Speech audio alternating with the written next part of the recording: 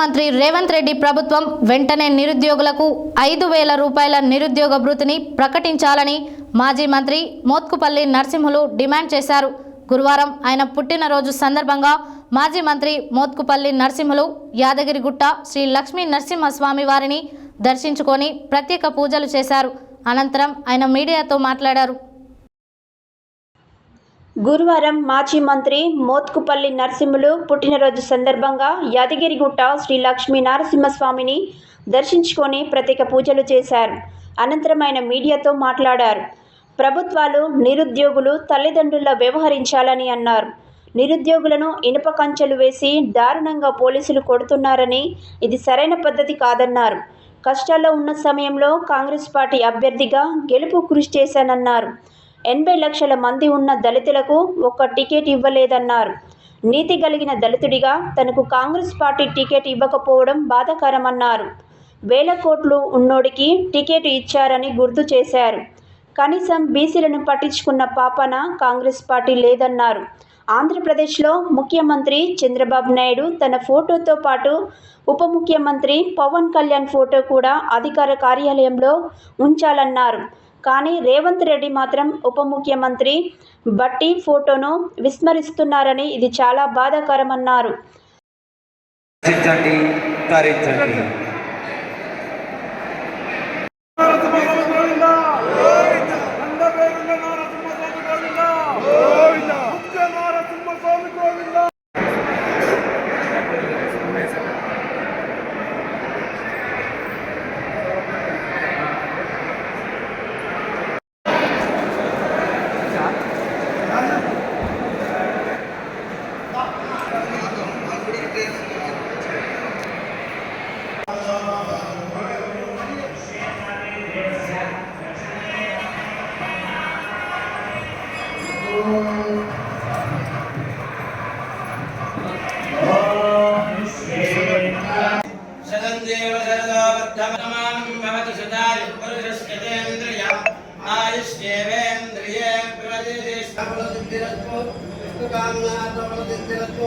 समस्त मंगलानि भवन्तु लक्ष्मी नरसिंहस्वामी गोविंद गोविंद यादगिरि निवास गोविंद गोविंद नरसिंहस्वामी गोविंद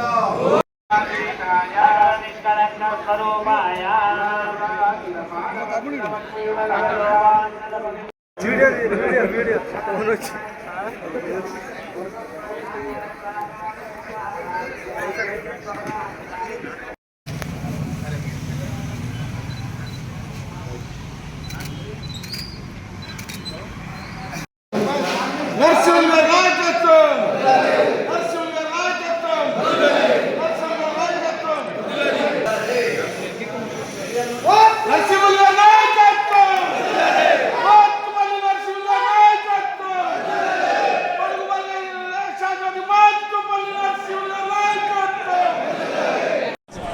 మిత్రులందరికీ నమస్కారం.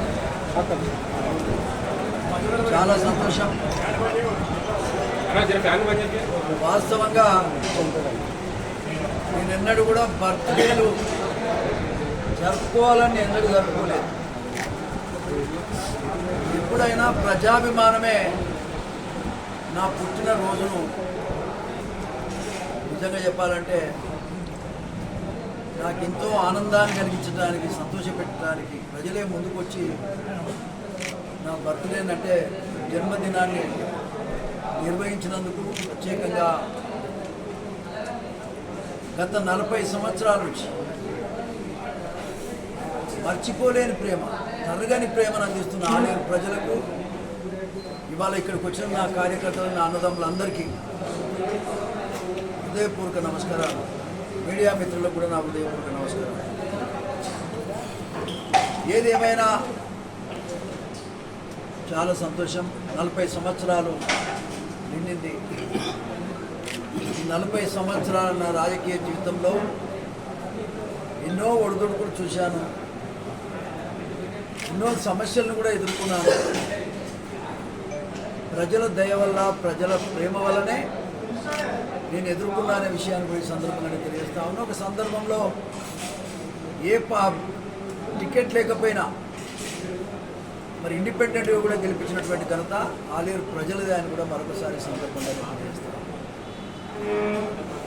చూడండి, ఇవాళ నేను ఎవ్వరికి కూడా కనీస ఇన్ఫర్మేషన్ కూడా నేను ఇవ్వలేదు. ఇలా వందలాది మంది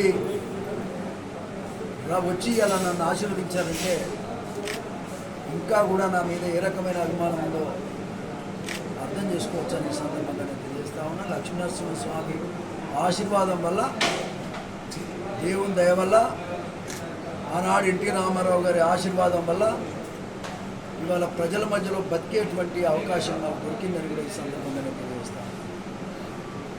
ఇకపోతే రాజకీయాల్లో ఎంతోమందికి సాయం చేశాను. ఎంతోమందికి బడుగు బలహీన వర్గాల నాయకత్వాన్ని పెంచడానికి నేను ఎన్నో రకాలుగా కృషి చేశాను. దాంట్లో ఫలితంగానే ఒక కాలంలో భిక్షమయ్య గౌడ్ గారికి కూడా సపోర్ట్ చేశాను.